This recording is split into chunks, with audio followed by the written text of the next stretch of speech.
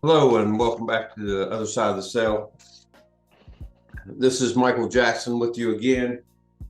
We want to thank everybody for sharing, and subscribing to the channel. And today we got a special guest, Dan, aka PA Hitman. So we'll just jump right into it. Welcome once again, Dan. Hello, thank you, sir. All right. Today we'll just start out this interview and progress through. I'm gonna ask you some questions about your life and things, and uh, we'll go from there. So to begin with, I know that you have fought in street beefs. I know a little bit about you, but kind of give me a little background of how you grew up and how things began for you for your early years.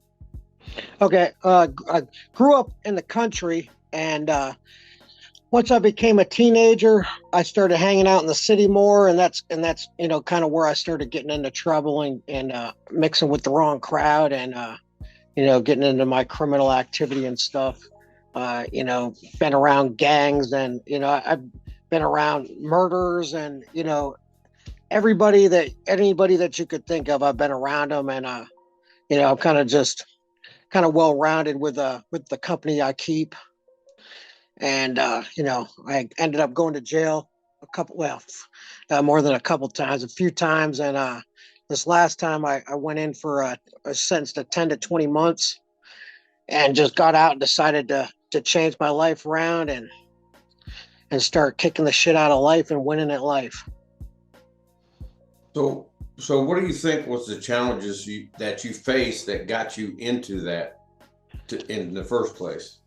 Well, it's the people that you hang around with, man. As if anyone's listening and you're a parent, you got to make sure you're keeping track of who your kids are hanging around with, because when they keep bad company, you kind of are who you hang out with. If you're hanging around with trouble, the only thing you're going to find is trouble. If you're hanging out with people that are doing things right in life, then naturally you're going to do things right in life. So it was just the people that I was around mostly. I like to be a leader, but I am a leader, but I was kind of trying to lead in the wrong directions and lead at the wrong things. I feel like I'm always everything's a competition in life. So if I'm going to do something, I want to be the best at it. So whether it's something that's bad or illegal, I want to be the best at it, or whether it's something that's a positive thing, I want to be the best at that. And I just decided to quit being the best at the bad stuff and try to be the best at the good stuff.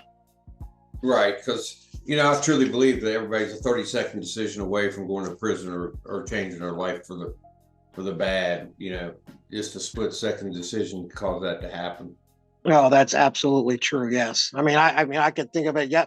Yesterday I was in New York, going out to dinner with my girlfriend, and we stopped at a gas station, and there was an incident where this guy was being a dick, and I kind of just wanted to teach him a lesson. But that 30-second decision I made, I would have made teaching him a lesson, could have got me right back where I came from.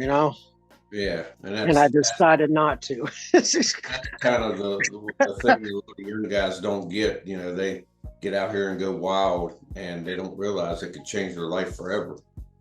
Yeah, I feel like I'm on probation right now. I'm on probation till 2027. I really feel like that's honestly been like a leash. So everyone that cares about me is a little bit concerned about, once that leash gets taken off me, am I going to run wild again and kick someone's ass, or, if I'm going to, stay on the path I'm on, you know what I mean? Those are the tough decisions that you got to make in the moment. Yeah. So tell us a little bit about your experiences in behind bars and how that was, and how you figured what you were thinking when you were in there. Well, the first time I was in there, oh my God, man, it was a nightmare. I ended up I got robbed buying drugs, in Buffalo. I kind of thought I had a good thing going. I was buying like 10 pounds at a time in Buffalo, and I was paying this guy $100 a pound for protection. And he wanted me to give my money to this chick, and I told him that is not the right thing to do. We should not give anybody the money, and I ended up getting robbed. and I was just kind of lost it mentally. And I decided to check myself into the hospital, in the mental health hospital, because I was like, I was losing my mind. I wanted to just go kill people, and I needed to take a minute. And then I got in there, and they told me I could leave anytime I wanted. But at the time, I was on probation at the time. So once they found that out, they didn't have to release me when I wanted to. So when I told them I wanted to leave and get out of the hospital, they wouldn't let me leave. And I don't take no for an answer too good. So I ended up beating up like the entire security staff. I messed them up bad. And the next thing I know, they were able to hold me down, and they shot me in the ass with some Thorazine. I woke up in the county jail in the hole, butt naked with just my underwear and a pillow. And I was there for like 3 months in the hole. And then they put me into, general population after the 3 months. And, you just ain't got nothing but time to sit in there and think about what the hell you did and where you went wrong and all the things you should have did different. And you got no time but to think in there. And it's the food sucks. Yeah. And it's a horrible experience. Yeah. If you've ever seen a food tray in jail or prison, you understand. Yeah, man. Oh man. It's, Yeah, it's the and I worked in the kitchen this last time I was there, and they literally have, I don't even know how this is legal. They have on the boxes that the food comes in, not for human consumption, written on the boxes of food that we eat. right. Yeah. I don't even know how that is allowed to happen, but that's literally what it says on there. And that's Yeah. the food that we eat. Yeah, that is kind of amazing that happens. So mentally, tell me about what was the turning point? What clicked in you to make you say, "This ain't it. I'm not doing this no more. I'm on a different life." Well, it's the really what really did it is like, it's like I got a lot of haters. I'm always got haters, and I use that to fuel my success, and in sports. No one told me that I could become a world champion MMA fighter. No one could told me I could be a pro MMA fighter. Nobody told me I could be a professional boxer. Everyone kept telling me you can't do this, you can't do that, and I like proving people wrong. So I did all these things in sports to prove people wrong. And when I finally got out of jail this last time, everyone just, getting arrested for dog fighting is like, like, yeah, my God, man, the hatred that people put online is like second to none, man. I lost friends that I thought, were family members, and people that I thought didn't like me came to my side and stuck up for me. It's a rather crazy experience, but a lot of haters. So I wanted to just prove them wrong. They acted like I'm some loser, you know what I mean? And this, that, and the other thing. I decided I'm going to prove them wrong. So I like to prove people wrong, and I like to win. And I took my credit score from like a 485 up to a 785.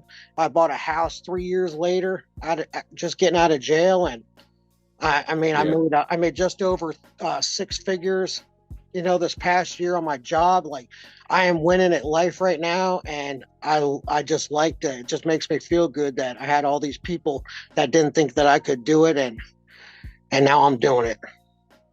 Yeah, there's an old saying says that other people's opinion of you is none of your business. So that's kind of how you have to live life.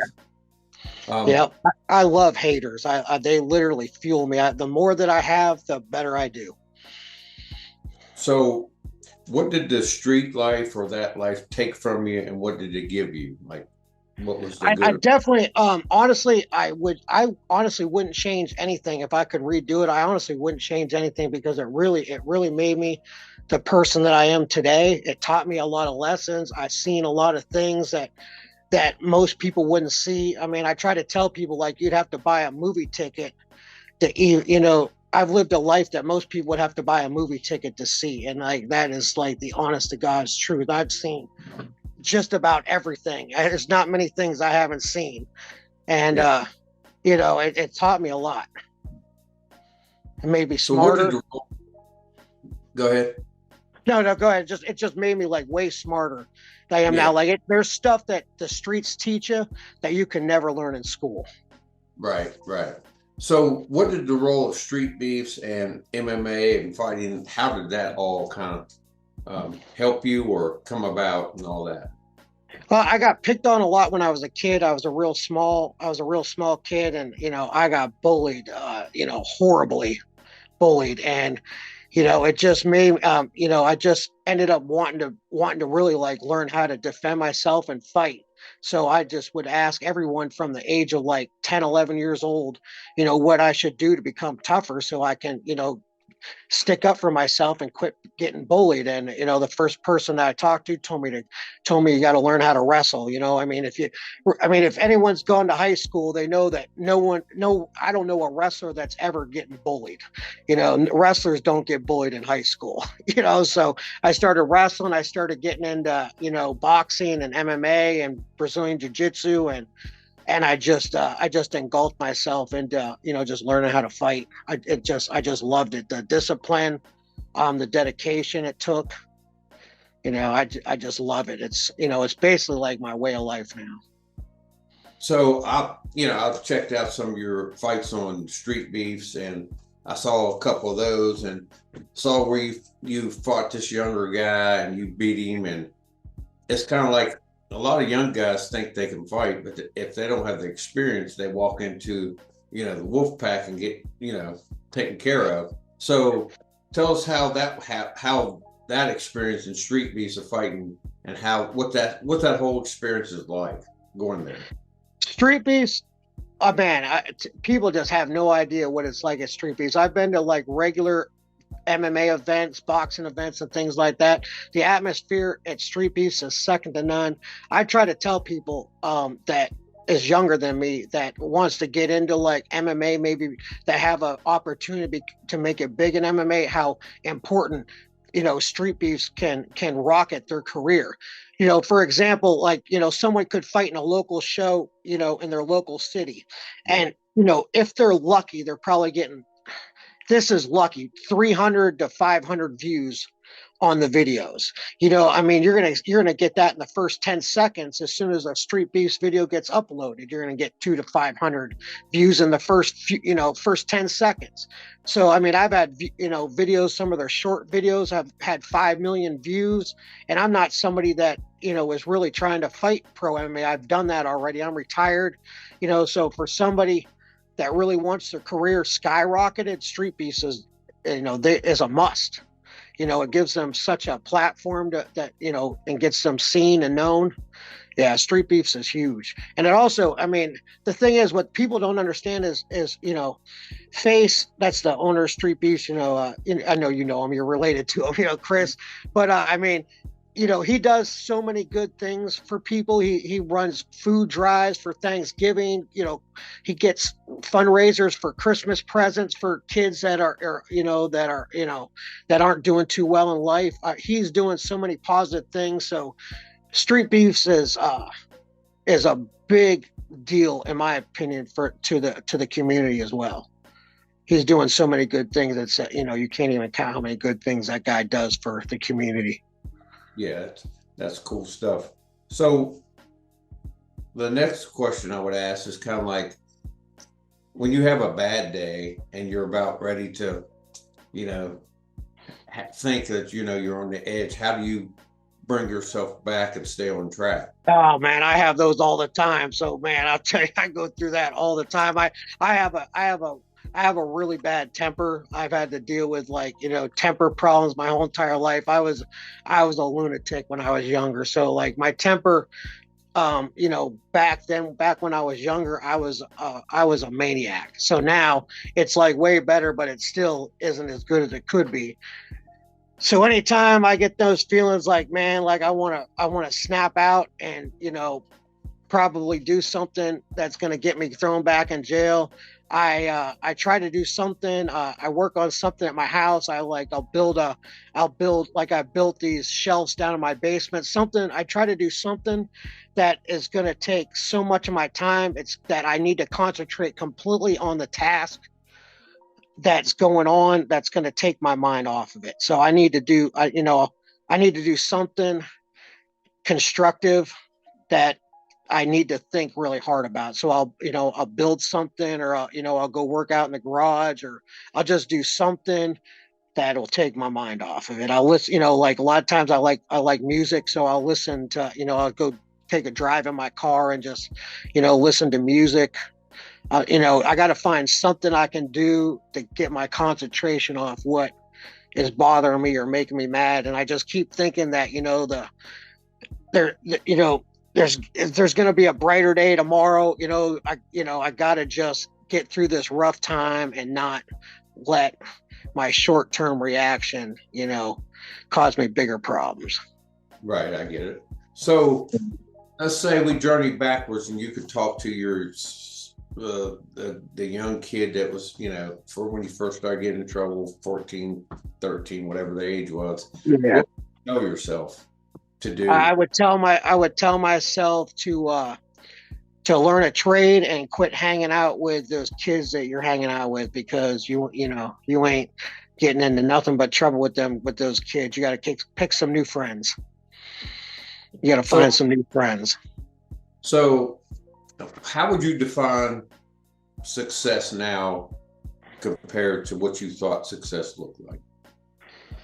Yeah, oh man, I don't even know if I knew what success was looking like back then, man. I was just trying to survive day to day. I could hardly pay my rent, dealing with, the trouble I was getting into sometimes. And, success to me now is realistically just like doing winning as an adult, that trying to live what I picture as that white picket fence life.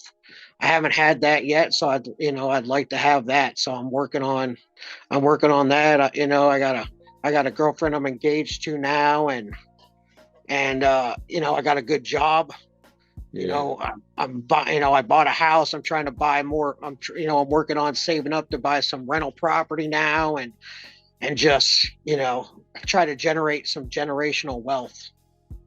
Yeah, that sounds good. It's awesome. So if you could leave your legacy and build, you said you want to build generational wealth, but what would your legacy look like, or what do you want to leave for people to, one day say, I knew that guy and his legacy was what? I would just hope that I kind of would like them to, if somebody said I knew that guy, I'd like to say he was the craziest motherfucker I ever met in my life. But he was a good dude. He really cared about people, and he tried just to help people, give good advice, and that I proved a lot of people wrong. That's what I would like. I just want to prove everyone wrong. So are you still fighting, or do you still compete, or just I've had a couple. The past couple years have been pretty rough. 2 years ago I was going to fight, and I was sparring with Face and Nate and them, and I stepped on Nate's foot and rolled my ankle and broke my ankle the day before my fight. And then I was going to fight this year, and I tore my bicep tendon. So I'm getting ready to have surgery next in like 2 more days here, 2 or 3 days from now. I'm having surgery. Oh wow. I know, man. It takes like 10 to 12 months to heal from this bicep tear. So, man. So I'm hoping to be back in Street Beefs hopefully next summer. I need to kick some of these young kids' asses and let them know that I'm still their dad. Absolutely. Yeah, that'd be good. Like I said, I did watch some of your fights. You definitely got a good skill set. So these young... I try to, when I fight, I try not to do I try to do as little striking as I possibly can. I'm trying to prove to everyone that I can just use jiu-jitsu and finish the fight. So I'm trying not to, punch any more than I have to in the fights, and try to use jiu-jitsu. I love Brazilian jiu-jitsu. It's my favorite martial art. So when I do Street Beefs, I try to do the best I can to finish it with Brazilian jiu-jitsu. That's good. So I thank you for taking your time and coming and giving us your story, because I just think that the more people that can hear people that have come out of, a certain situation and they've turned their lives around, like you said, you've you came from a 400 credit score to a 7, whatever. That's a whole Yeah. different lifestyle between the 400 credit score and the 700 credit Right. score. Yes. Yeah. So just that in itself shows that you have a good work ethic and you're determined and you've made a difference in your own life, and hopefully you can inspire some other guys to make a change and do better in their lives, because just because you make a mistake in life doesn't mean that's your life sentence, you know. Well, if I could, give any advice for some people out there now, like, I say you got to get different friends, and people are probably like, well, this is the only people that I have around me is, I live in this neighborhood and this is just the people that are around me. So like you say, I got to get new friends. Well, how do you get new friends? So this is where, you go to the boxing gym, you go to the jujitsu gym, you go to the MMA gym, there's people out there that you can find that aren't in the neighborhood that are doing good things in life, and you just got to make new friends. You got to get a job, and it doesn't matter what kind of job it is. There's people at McDonald's. I mean, I knew a manager that manages a McDonald's in Erie, and they make 90 grand a year. Yeah. I mean, that's a lot of money. So it doesn't matter what kind of job it is, and you can start from the bottom. You might start as the just a burger flipper out back, what I mean, in the back, but you can work your way up to the top. They like to promote from within, and you just need a good work ethic. Show up for work. It doesn't matter what job you get. You got to get a job, and you got to change who you're hanging out with. That's the most important thing, and everything else will and you got to be a positive. Another thing is positive attitude. That's one of the biggest things. Everyone has a negative attitude. Like, I'm a real positive thinker, and I feel like there's something good that comes out of something bad. So, you just got to find the positive. You got to peel back the layers until you find something positive, and you got to focus on the positive. You can't dwell on the past, and you can't be negative. If you're negative, you're going to attract negative energy. I'm not a big believer in God and things like that. I'm a believer in like energy. So you attract the energy you put out. So if you put out good energy, you're going to attract good energy. And that's really important as well. Yeah, because the old saying, the man that says he can, the man that says he can't, are both right. Yeah, so exactly. You Yes. have to channel your energy in the right direction, and positive things will come. Because if you would have sat in that old you would never be who you are today. Absolutely, for sure. Completely. So, any last thoughts that you would like to say before we leave? No, man, just for everyone out there, just prove everyone wrong, man. Prove everyone that, that you're not the person that they say you are, that people think you are, and prove them all wrong, and take pride in it. Yeah, that's a good message. So I would like to thank you for coming and spending time with me today. And just always remember, stay on the other side of the sale. Absolutely. Thank you, sir.